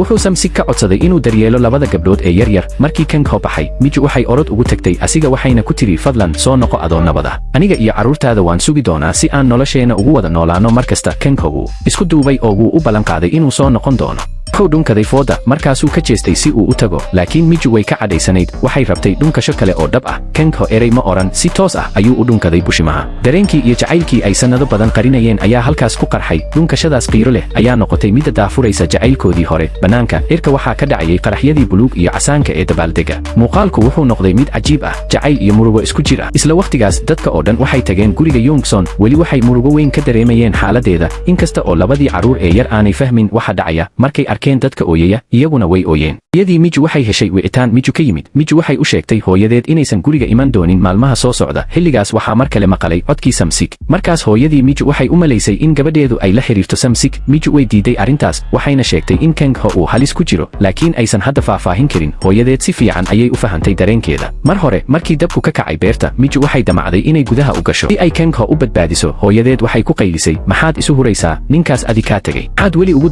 dulqaadanaysaa? Miju waxay si degan u tiri, aniga iyo adiga isku mid ayaa nahay. Aabbahay wuxuu kugu sameeyey xanuun badan, haddana waad jeclayd oo waad sugtay. Adiga iyo aabbay ayaa si fiican u fahmi kara waxa aan dareemayo. Markay hadalkaas maqashay, hooyadeed waxay madaxa kor u qaaday iyadoo ooyeysa, waxayna soo xasuusatay ninkeeda geeriyooday. Dhanka kale, laba ka mid ah kaaliyaasha agaasimaha Song ayaa si qarsoodi ah ugu dhowaanayay beerta. Waxay dareemeen in baabuur shaki leh daba socda. Markii ay ugu noqdeen beerta, gaarigii weli wuu daba socday. Markii ay gudaha galeen, dad qalaad ayaa kooxo u kala baxay si ay u weeraraan, laakiin isla markiiba cagaf weyn ayaa gudaha uga soo booday sidii bahal. Dagaal ayaa halkaas ka qarxay. Kaaliya waxay ka tageen cagafkii waxayna la dagaalameen kooxdii kale. Daqiiqado yar kadib, dadka deegaanka ayaa isugu yimid. Booliiskuna sidoo kale way yimaadeen, waxaana la qabtay dhammaan kooxihii weerarka waday.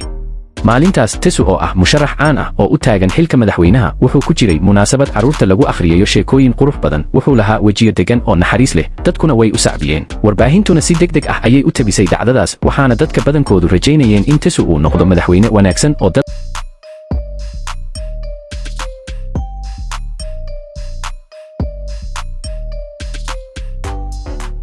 ujeedada Kang Ho waa mid aad ugu weyn, waa inuu helo qofkii dilay aabihii 30 sano ka hor. Qofkaas waa agaasimaha Song. Kang Ho uma uusan imaan Tesu si uu caawimaad uga codsado, balse si toos ah ayuu u yimid asigoo wata ujeedadiisa. Kang Ho wuxuu Tesu ka codsaday inuu markhaati furo. Tesu waa inuu banaanka keenaa agaasimaha Song iyo dembiyadiisa oo dhan. Haddii kale, dembiyada Tesu laftiisa waa la soo bandhigi doonaa. Kang Ho ma uusan u hanjabin Tesu isagoo qori wata, balse wuxuu u hanjabay Hayong. Hayong waa qofka hal hadal oo keliya u burburin karo xirfadda Tesu. Kang Ho halkan uma imaan dagaal, ee wuxuu keenay heshiis. Fursaddii ugu dambaysay ee Tesu uu ku badbaadin karo ka hor inta aysan wax walba burburin. Xilligaas, Sam wuxuu arkay Miju iyo Kang Ho oo shalay isu dhunkanaya. Dhanka kale, Miju si dhab ah ayay u qaadatay hadalka Hayong. Miju waxay weydiisay shilkii Kang Ho ee sanado ka hor dhacay, balse Hayong si buuxda ugama jawaabin maadaama ay aad u cabsanaysay. Hayong ma haynin markhaati cad, sidaas darteed way ka baqday in dhammaan eedeymaha dusha lagu saaro. Iyada cabsi weyn ayaa ku jirtay, gaar ahaan markay ogaatay in qofka ka dambeeyey shilka uu ahaa aabaheed, waana nin awood cabsi badan leh. Isla waqtigaas, agaasimaha Song aad buu ula yaabay markii uu arkay kaaliyihiisii ugu fiicnaa ee dhintay oo hortiisa taagan.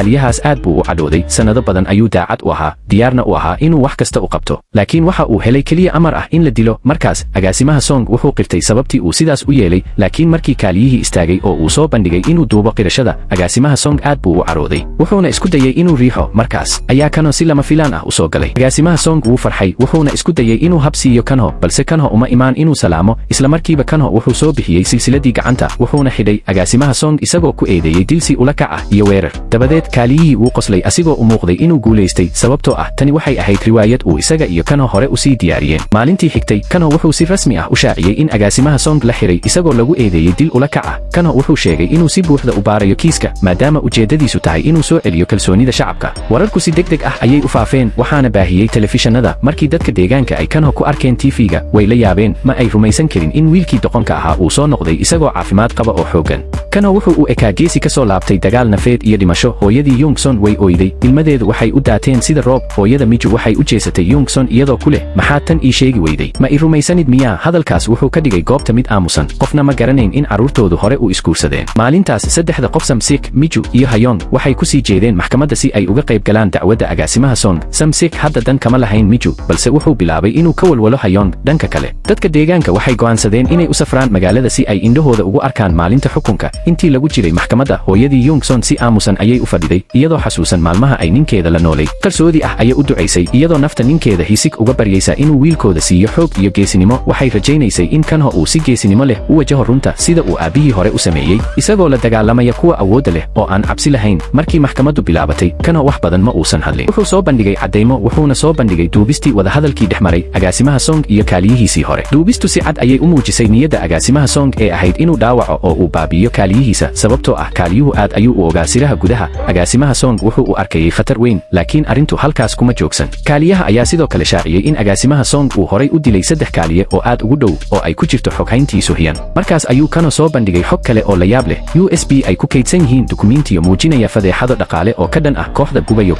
oo ay ku jiraan musuqmaasuq nunsasho hanti iyo lacag dhaqid dhammaan cadeymaha si taxadar leh ayaa loogu kaydiyey USB-gaas waxaana lahaa xoghaynta Suhun inkasta oo cadeymahu aad u xooganayeen agaasimaha Song weli wuu diiday inuu wax xiriir ah la leeyahay Suhun wuxuuna eeda oo dhan dusha ka saaray kaaliyihiisii hore si uu naftiisa u badbaadiyo laakiin runta lama qarin karo inkasta oo agaasimaha Song uu ahaa nin aan xishood lahayn markaas ayuu Kanho si lama filaan ah u casuumay markhaatiga xiga kaas oo ahaa xildhibaan Tesu wuxuu ahaa qofkii caawin jiray agaasimaha Song muddo sanado ah si uu uga baxo dacwadihii isdaba jooga ahaa Tesu wuxuu ku markhaati furay in Suhyun oo ahayd xoghayn labadoodaba u shaqayn jirtay ay u sheegtay inay uur leedahay isla markaana ay dareemaysay cabsi weyn Tesu wuxuu sheegay in ilmaha caloosheeda ku jiray uu ahaa ilmaha agaasimaha Song hadalkan wuxuu aad ugu farxiyey Kanho balse agaasimaha Song wuxuu dareemay inuu doonayo inuu kursiga ka boodo caradiisa darteed wuu istaagay si uu u diido hadalka Tesu laakiin agaasimaha Song wuu ka falceliyey isagoo eeda dusha u saaray Tesu kuna sheegay inuu isagu dilay Suhyan iyo wiilkeeda Tesu xitaa wuxuu isticmaalay gabadhiisa si uu u dhaawaco Kanho qaybta dambe ee maxkamadda Yongson oo horeba u walaacsanayd si lama filaan ah ayay u dareentay xanuun xoogan si kastaba ha ahaatee way is-celisay si aysan wiilkeeda uga mashquulin dacwadda markaas ayaa si lama filaan ah Hayong u soo muuqatay dadkii maxkamadda fadhiyeyna aamusiin xoogaa daqiiqada ah waxay si geesinimo leh u sheegtay runta la aasay muddo dheer Hayong waxay qiratay in iyadu ay daroogada gelisay dhaladii biyaha ee Kanho laakiin ficilkeedu ma ahayn mid nacayb ah ama masayr indho la'aan ah balse wuxuu ahaa khiyaano uu aabaheed sameeyey Tesu ayaa ku khiyaameeyey Hayong isagoo u sheegay in Kanho uu ilmo ka dhalay haweeney kale isla markaana uu si xun ula dhaqmay hooyadood iyo ilmahaas si uu guursado Hayong qorshahaas oo dhan Tesu ayaa hindisay hadalkan wuxuu dadkii oo dhan ku riday yaab Tesu kama badbaadin ceebta laakiin weli wuu isdejiyey oo wuu dagaalamay wuxuu eeda oo dhan dusha ka saaray agaasimaha Song markii Kanho weydiiyey sababta Tesu uu doonayay inuu dilo Tesu wuxuu dib u xusay kiiskii aabaha Kanho Hayong aad bay u dhaawacantay markii ay maqashay markhaatiga aabaheed Tesu keliya ma uusan isku dayin inuu dilo Kanho balse sidoo kale wuxuu dilay Suhyan iyo wiilkeeda Hayong waxay sheegtay inay indhaheeda ku aragtay natiijada tijaabada DNA-ga ee ilmahaas wiilkaas waa wiilka Tesu markaas ayuu Tesu soo bandhigay diiwaanada caafimaadka maskaxda ee gabadhiisa isagoo isku dayaya inuu isu muujiyo aabe tabar daran oo ooyaya laakiin Hayong mar dambe ma rabin in lagu jiido riwaayadaas iyadoo ooyeysa ayay tiri aabahay iyo agaasimaha Song ayaa isxulufaystay waxay laaluusheen booliiska si ay been uga dhigaan raadadka aabaha Kanho kadibna waxay sameeyeen qorshe dembiyadooda si buuxda u daboolaya inkasta oo Tesu isku dayay inuu qanciyo garsooraha si dacwadda loo joojiyo isagoo sheegay in gabadhiisu ay miyir beeshay garsooruhu wuxuu go'aamiyey in dacwadda la sii wado markaas ayuu Kanho soo jeediyey in runta lagu xaqiijiyo hab aan la dafiri karin imtixaan DNA ah oo ilmaha ah markaas ayaa nin doonyo wataa soo geliyey ilmo yar oo la keenay bartamaha maxkamadda muuqaalka wiilkaas wuxuu yaab ku noqday labadii nin ee dembiyada galay agaasimaha Song iyo Tesu waxaa la ogaaday in habeenkii musiibadaas Suhyan ay ilmaheeda si qarsoodi ah doonta ugu qarisay iyadoo keligeed badda isu riday si ay uga jeediso dadka daba socda waxa ugu yaabka badnaana waxay ahayd in aabaha dhalay ilmahaas uu yahay Tesu hadda xitaa xuquuqdii uu isku difaaci lahaa waa laga qaaday labada nin ee kale ah agaasimaha Song iyo Tesu waxay ahaayeen kuwii ka dambeeyey dhimashadii Suhyan marka lagu daro gubistii dilkii Kanho iyo hooyadii iyo dilkii aabaha Kanho 30 sano ka hor runta oo dhan waa la helay markaas ayay Yongson oo kursigeeda fadhiday istaagtay iyadoo u sacbinaysa si farxad leh dadka tuulada oo dhan way istaageen way sacbiyeen cidna ma qarin karin faanka iyo sharafta ay u qabaan wiilkeeda geesiga ah Kanho isagoo taagan meeshii uu markhaatiga ka akhriyey si farxad leh ayuu u dhoola cadeeyey sababtoo ah waqtigaas indhihiisu waxay arkeen hal qof oo keliya waana hooyadiis ugu dambayntii Tesu iyo agaasimaha Song waa la xidhay gacmahana waa laga silsiladeeyey iyadoo laga saarayo maxkamadda Hayong iyadana xorriyad lama siin laakiin sababta oo ah waxay muujisay toobad iyo iskaashi run ah waxay heshay xukun fudud oo ah 2 sano oo xabsi ah maalmihii xigay tuuladii yarayd waxay dib ugu noqotay nolosheedii caadiga ahayd maalintanse waxay ahayd maalin gaar ah dhammaan dadka tuulada waxay isugu yimaadeen maalinta dhalashada Yongson si tartiib ah ayay u istaagtay dhoola cadayn degan ayay samaysay waxayna si qoto dheer ugu mahadcelisay qof walba waxay tiri tan iyo maalintii aan tuuladan imid 30 sano ayaa ka soo wareegtay aniga iyo wiilkayga waan la kulanay dhibaatooyin badan laakiin jacaylkiina iyo daacadnimadiina ayaa igu hayay halkan waxay sii tiri inkastoo aanan halkan ku lahayn qaraabo haddana waxaan helay dad iga caawiyey iina naxariistay kuwaas oo aan dhiig wadaagin taasna waa wax dahab ka qiimo badan kadib waxay bilowday inay dib u milicsato nolosheeda oo dhan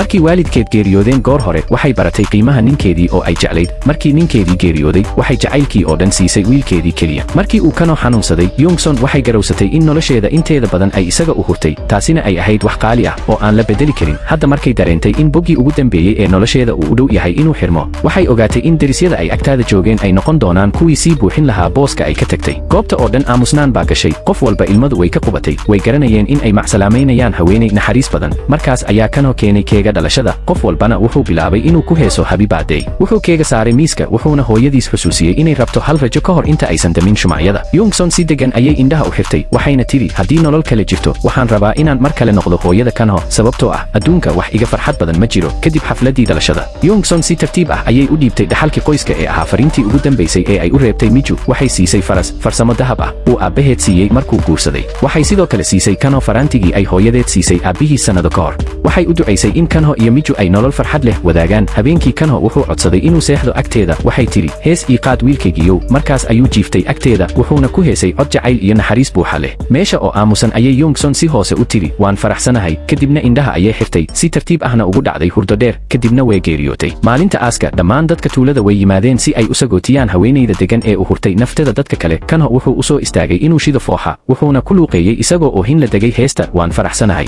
taasoo ahayd heestii hooyadiis ugu jeclayd markaas ayaa codad kale la biireen heeso iyo qosol ayaa isku dhex milmay sagootin xanuun badan balse qurux badan maalmo kadib Sam wuxuu booqday Hayoon isagoo wata hadiyad la yaab leh dhar cusub oo hooyadii u iibisay hadiyadaas waxay ka dhigtay Hayoon inay qosol la dhacdo Sam wuxuu u ballan qaaday inuu sugi doono ilaa ay xabsiga ka soo baxdo dhanka kale kanho wuxuu si rasmi ah uga tagay shaqadiisii garsoorka wuxuuna noqday beeraley sawiradii qoyska ee guriga yaalay way ahaayeen sidii hore keliya sawirka arooskooda ayaa maqan laakiin markaas ayay heleen wax qaali ah oo ah warqad gacanta lagu qoray oo hooyadiis ku jirtay sawir qaadaha qoyska inkastoo Youngson geeriyootay haddana hadalkeedu iyo jacaylkeedu weli way joogeen warqadda waxaa ku qornaa waan ka xumahay haddii mararka qaar aan adkaa ama ku amri jiray haddii aan fursad kale heli lahaa waxaan ku ogolaan lahaa inaad samayso waxa aad jeceshahay waxaan rabaa inaad noolaato nolol xor ah farxad leh wiilkaygiiyo markaas kanho ma ooyin maanta waa maalin weyn maalintaas waa maalintii uu kanho u soo bandhigay guur Miju waxay u muuqatay in kanho uu doonayay inuu si gaar ah ugu muujiyo aabbihii mahadnaq iyo xasuus markaas ayuu keenay doofaar yar si uu ugu soo bandhigo Miju guur soo bandhigidiisu waxay ahayd mid daacad ah oo fudud sida jacaylkooda oo kale aan laga dhigin mid buunbuunsan balse qalbiga ka timid labadooduba waxay doorteen inay nolosha inteeda kale ku wada noolaadaan farxad iyo jacayl filimkeenii xiisaha badnaa halkaas ayuu noogu dhammaaday daawadayaal haddaba haddii ay jiraan filimaan aad jeceshihiin inaa idin soo koobo qaybta kommentiga noogu soo qor